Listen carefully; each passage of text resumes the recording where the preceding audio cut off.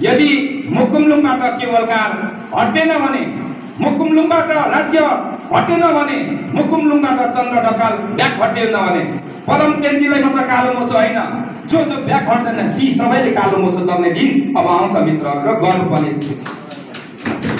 र हामी बाहिरै बसेर पनि जुन रूपमा हामी धरानमा एउटा ठुलो जनसभा हो, र्याली हो, त्यो र्याली र त्यो कार्यक्रममा हामी बाहिर बसेर पनि हामी थुप्रै मान्छेहरू यहाँ हामीले सहभागी गराएका थियौँ।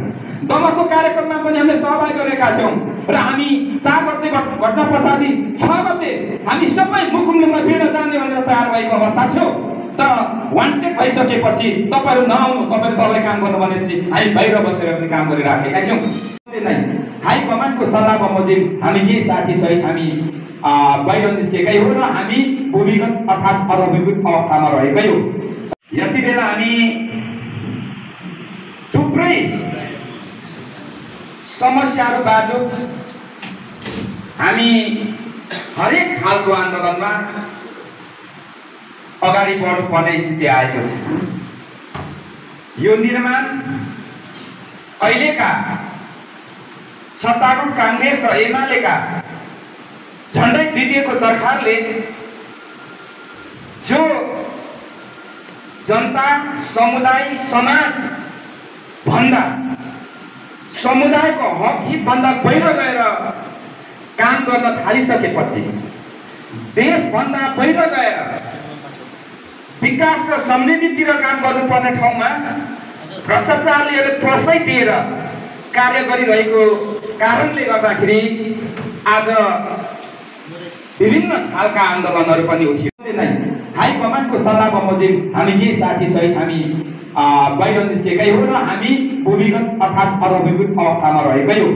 र हामी बाहिरै बसेर पनि जुन रूपमा हामी धरानमा एउटा ठुलो जनसभा हो, र्याली हो, त्यो र्याली र त्यो कार्यक्रममा हामी बाहिर बसेर पनि हामी थुप्रै मान्छेहरू यहाँ हामीले सहभागी गराएका थियौँ। दमकको कार्यक्रममा पनि हामीले सहभागी गरेका थियौँ र हामी 4 गते घटना पछाडि 6 गते हामी सबै मुकुमलुङमा भिड्न जाने भनेर तयार भएको अवस्था थियो। तर वान्टेड भइसकेपछि तपाईहरु नआउनु, तपाईहरु तलै काम गर्नु भनेपछि हामी बाहिर बसेर पनि काम गरिराखेका थियौँ। ती त मिठाहरू छ, ती भूमिगत अधोगत अवस्थामा के हुँदो रहेछ भन्ने अनुभव र हामी पहिला लिम्बन आन्दोलन भोगेको अवस्था हो। तर हामीले धेरै कुराहरू सिक्ने मौका पाएका छौँ। यदि मुकुमलुङबाट केवलकार हटेन भने, मुकुमलुङबाट राज्य हटेन भने, मुकुमलुङबाट चन्द्र ढकाल ब्याक हटेन भने पदम चेन्जीलाई मात्र कालो मोसो होइन, जो ब्याक हट्दैन ती सबैले कालो मोसो दल्ने दिन अब आउँछ मित्रहरू र गर्नुपर्ने स्थिति छ।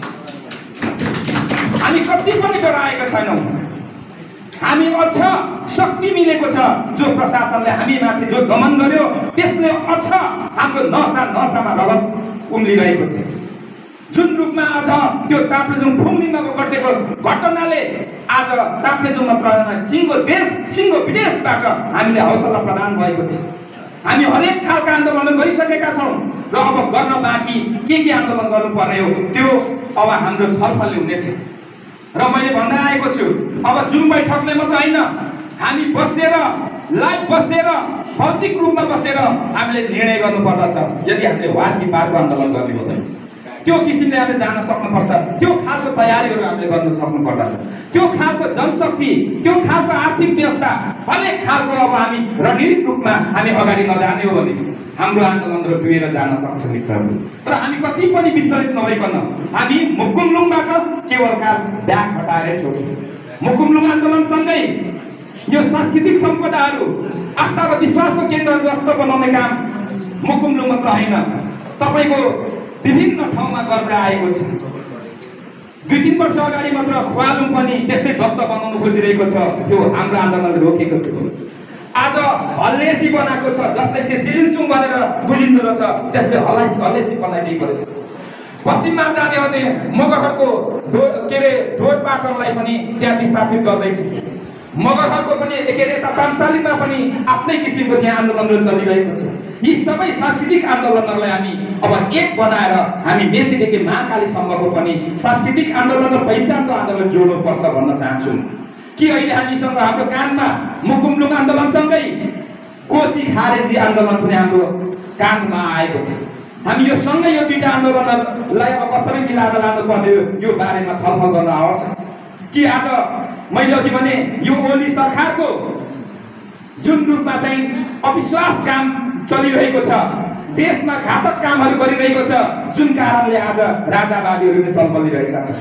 240 वर्षमा के गर्न नसकेको एउटा निरङ्कुश राजतन्त्रलाई फेरि पनि बिउताउने जमर्को गरिरहेका छन्। त्यसको विरुद्धमा पनि हामी जस्ता सचेत युवाहरूले, हामी जस्तो पहिचानवादीहरूले, साँच्चै हामी सङ्घीय लोकतान्त्रिक गणतन्त्र चाहनेहरूले त्यसको विरुद्धमा पनि आन्दोलन छेड्नुपर्ने अवस्थाहरू आइरहेको छ।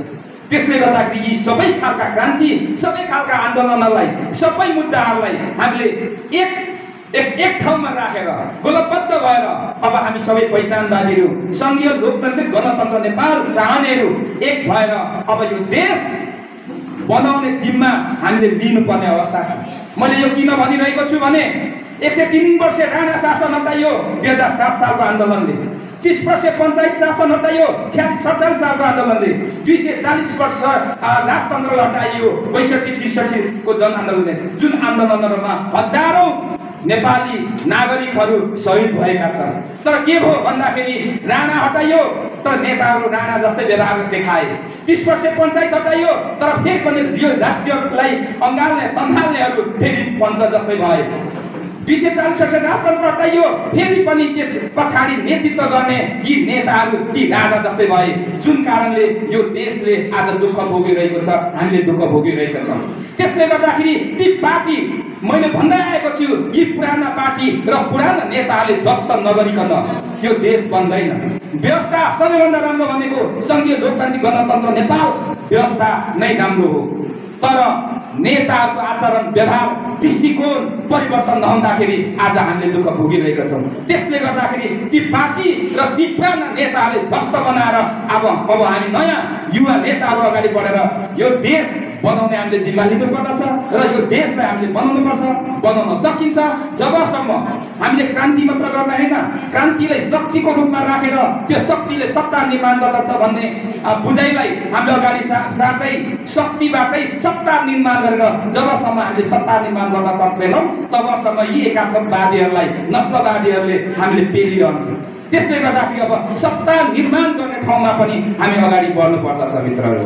त्यसले गर्दाखेरि हरेक प्रगतिशील परिवर्तन चाहने मेचेदेखि महाकालीसम्मका सम्पूर्ण योद्धाहरू, युवाहरू, पहिचानवादीहरू, यो देशलाई माया गर्ने, प्रगति चाहने, परिवर्तन चाहने, विकास चाहनेहरू एक भएर अगाडि बढ्न आवश्यक छ भन्दै जति पनि यो मुकुमलुङ आन्दोलनमा होमिएका सम्पूर्ण योद्धाहरू जो घाइते हुनुहुन्छ, जो पक्राउ भएर हिरासत बस्नुभयो, जो वान्टेड भएर घर परिवार त्यागेर केही समयको लागि भूमिगत हुनुभयो, सम्पूर्णलाई मेरो व्यक्तिगत तर्फबाट र सिङ्गो पहिचानवादी मोर्चाको तर्फबाट हार्दिक धन्यवाद भन्दै म आफ्नो मन्तव्यलाई यहीँ स्थगित गर्न चाहन्छु।